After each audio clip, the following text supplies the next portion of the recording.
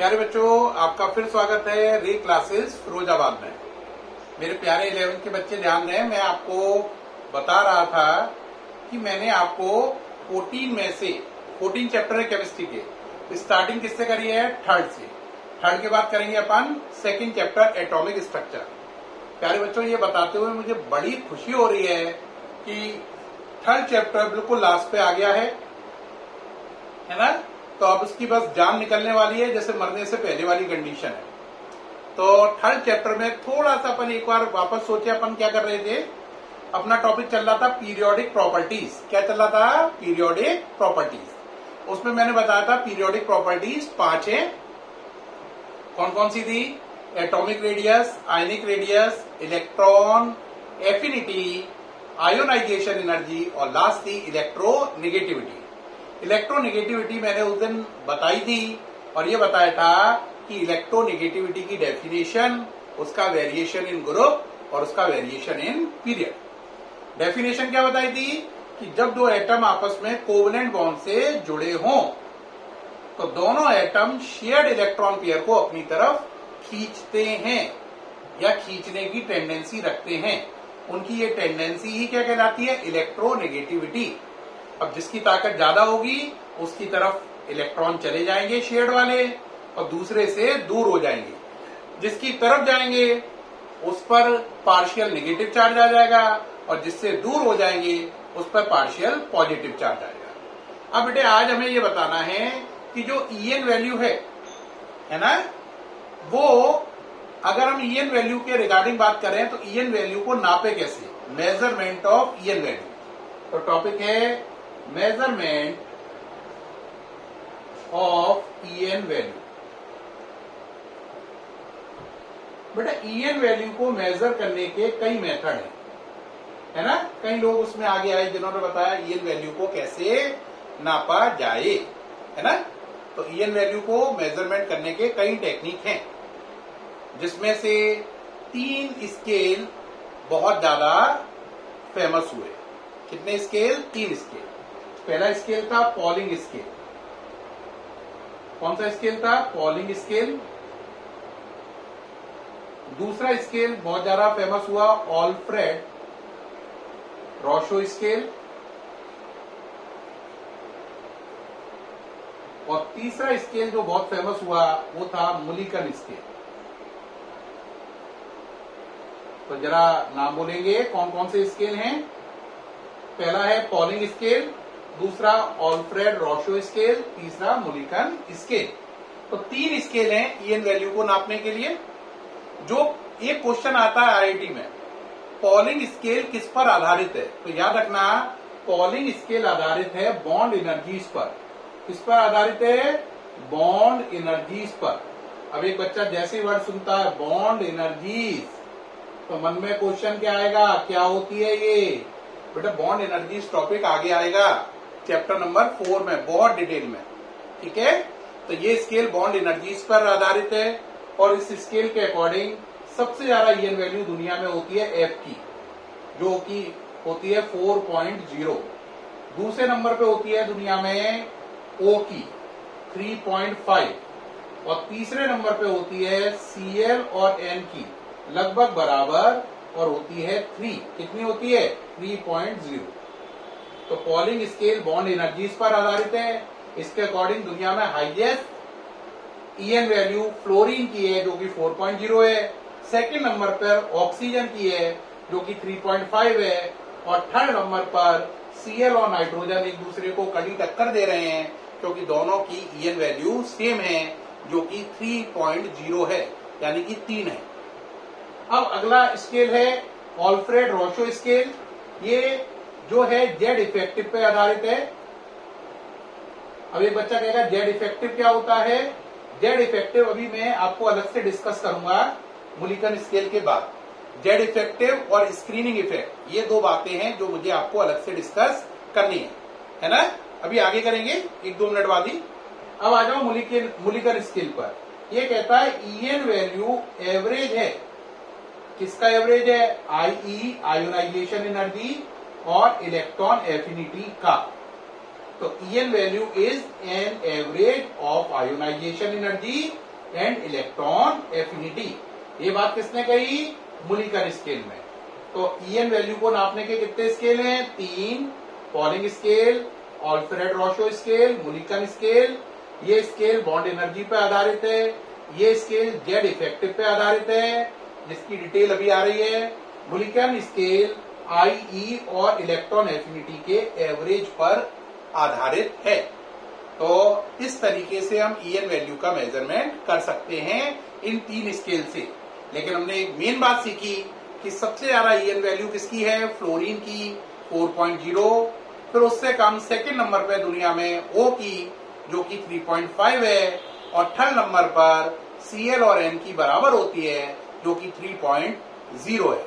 ठीक है, अब हमें इसमें टॉपिक समझना है जेड इफेक्टिव क्या है। देखो बेटा, जेड इफेक्टिव से पहले आपको टॉपिक समझना पड़ेगा स्क्रीनिंग इफेक्ट। देखो, स्क्रीनिंग इफेक्ट का दूसरा नाम है शील्डिंग इफेक्ट। स्क्रीनिंग इफेक्ट का दूसरा नाम क्या है? Shielding effect, denoted by sigma. ठीक, जैसे बात समझो, ये न्यूक्लियस है, ये पहली शेल है, गोल होती है लेकिन मैं थोड़ा वैसा बना रहा हूं जिससे जल्दी समझ में आए। ये दूसरी, तीसरी, चौथी, पांचवी। अब यहां पर एक इलेक्ट्रॉन को कंसीडर कर लो। अब इस इलेक्ट्रॉन को कौन अट्रैक्ट कर रहा है? न्यूक्लियस। लेकिन इसे कोई रिपेल नहीं कर रहा है, तो इस पर टोटल चार्ज लग रहा है, कोई रिपल्शन वर्क नहीं कर रहा है। क्यों नहीं कर रहा है? क्योंकि इसके आगे कोई इलेक्ट्रॉन नहीं है, न्यूक्लियस और इलेक्ट्रॉन पास पास है, बीच में कोई चीज नहीं आ रही है। लेकिन जरा आप इस पे सोचो, इस पे क्या होगा? न्यूक्लियस का अट्रैक्शन, और ये वाला इसे क्या करेगा? रिपेल। याद रखना, आपको रिपेल वही इलेक्ट्रॉन कर सकता है जो आपसे अंदर वाली शेल में, आपसे बाहर वाली का रिपेल नहीं करेगा। जैसे आप थर्ड शेल में बैठे हो, तीसरी में, तो आपको रिपल्शन लगाएगा फर्स्ट शेल का इलेक्ट्रॉन और सेकंड का। आप थर्ड में हो तो आपको रिपल्शन कौन लगाएगा? फर्स्ट का और थर्ड का। फोर्थ और फिफ्थ वाला आप पे रिपल्शन नहीं लगाएगा। अगर आप फोर्थ में हो तो आप पे रिपल्शन लगाएगा 1, 2, 3, 4 वाले पर, लेकिन 5 वाला रिपल्शन नहीं लगाएगा। तो जरा सोचो, ये सेकंड में, तो इस पर अट्रैक्शन कौन लगा रहा है? न्यूक्लियस। रिपल्शन कौन लगा रहा है? ये फर्स्ट शेल का इलेक्ट्रॉन है ना। तो इस अट्रैक्शन को मान लो, जो ये अट्रैक्शन लगा रहा है, इसे माना जेड टोटल। और इस इलेक्ट्रॉन ने जो रिपल्शन लगाया अपने से बाहर वाली पर, वही क्या कहलाएगा? Screening effect. क्या कहलाएगा? Screening effect. तो जेड टोटल में से जब आप स्क्रीनिंग इफेक्ट यानी सिग्मा घटा दोगे, तो जो बचेगा उसी को जेड इफेक्टिव कहते हैं। तो इसी के साथ जेड इफेक्टिव भी समझ में आ गया होगा और स्क्रीनिंग इफेक्ट भी समझ में आ गया होगा। कुछ बच्चे कह रहे होंगे नहीं सर एक बार और समझाइए, अभी पूरा क्लियर नहीं हुआ। ठीक है, बहुत सही है। देखो, अब मान लो मैं एग्जाम्पल लेता हूं थोड़ी देर के लिए। ये इलेक्ट्रॉन हमारा मान लो फोर्थ शेल में, ये वाला। अब बताओ, इस पर अट्रैक्शन कौन लगा रहा होगा? न्यूक्लियस। तो ये अट्रैक्शन क्या कहलाएगा? Z total. और इस पर रिपल्शन कौन लगाएगा? फर्स्ट वाला भी, सेकंड वाला भी और थर्ड वाला भी। ये तीनों इलेक्ट्रॉन मिलकर जितना इस पर रिपल्शन लगाएंगे, फर्स्ट, सेकंड, थर्ड शेल का इलेक्ट्रॉन मिलकर जितना रिपल्शन लगाएगा इस पर, वो टोटल क्या कहलाएगा? Screening effect. क्या कहलाएगा? Screening effect. न्यूक्लियस ने जो अट्रैक्शन लगाया वो क्या कहलाएगा? Z total. जेड टोटल में से स्क्रीनिंग इफेक्ट हटा दो तो जो बचेगा वो जेड इफेक्टिव है। इस बात को आप ऐसे समझो, न्यूक्लियस जितना आप पे अट्रैक्शन लगा रहा है, न्यूक्लियस जितना आप पर अट्रैक्शन लगा रहा है, वो आपका जेड टोटल है। आपकी अंदर वाली शेल के इलेक्ट्रॉन जो आप पे रिपल्शन लगाते हैं, वो आपका स्क्रीनिंग इफेक्ट है। तो जेड टोटल में से स्क्रीनिंग इफेक्ट को घटा दो तो जो बचेगा वो जेड इफेक्टिव है। जैसे आप मान लो, आप पर न्यूक्लियस का अट्रैक्शन है 20 कूलाम का, 20 कूलाम्स का, और आप पर आपके अंदर वाली शेल जो है वो रिपल्शन लगा रही है 5 कूलाम का। कितने का? 5 कूलाम का। तो जो 5 कूलाम है वो कहलाएगा स्क्रीनिंग इफेक्ट, जो 20 कूलाम है वो कहलाएगा जेड टोटल, और 20 में से 5 को घटा दो तो बचा 15, तो ये 15 कहलाएगा जेड इफेक्टिव।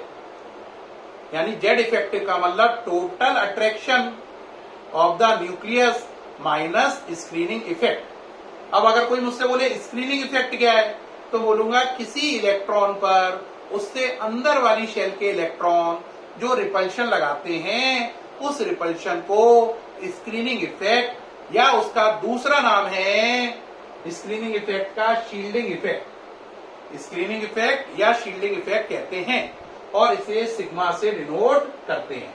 किससे डिनोट करते हैं? सिग्मा से। तो what is screening effect? It is the repulsion force, है ना, by the electron present in inner shell to the electron present in outer shell. Screening effect is also called as shielding effect and denoted by sigma. तो प्यारे बच्चों, मैंने आपको बताया ईएन scale कैसे major करने हैं। ईएन वैल्यू को मेजर करने के कितने स्केल हैं? तीनों स्केल समझाए, पॉलिंग, ऑल्फ्रेड रोशो और मुलिकन। इसके बाद मैंने आपको बताया, क्या बताया कि शील्डिंग इफेक्ट क्या है, और ये भी बताया कि जेड इफेक्टिव क्या होता है, और ये भी बताया कि जेड इफेक्टिव को कैसे कैलकुलेट करते हैं। कैसे करते हैं? आंसर जेड टोटल में से सिग्मा को घटाकर। क्या ये सारे टॉपिक समझ में आए? इसके साथ ही आपका ईएन वैल्यू क्लोज हो गया। क्या टॉपिक क्लोज हो गया? EN value. मैंने आपको बताई है, चैप्टर खत्म की तरफ जा रहा है। अब नेक्स्ट टॉपिक पढ़ेंगे अपन लोग नेक्स्ट वीडियो में, नाम होगा डायगोनल रिलेशनशिप। क्या टॉपिक आएगा? Diagonal relationship. ओके बच्चों, थैंक यू वेरी मच।